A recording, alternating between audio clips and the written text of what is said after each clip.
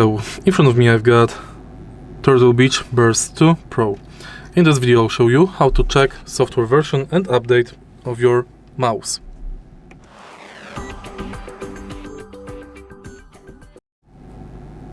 To check the software version of your mouse, let's go to Turtle Beach Swarm 2 app. Next, enter Settings, Device Status. Here is the software and driver version. If there's any update available, you'll be notified on the homepage. You can also go to Settings and search for updates.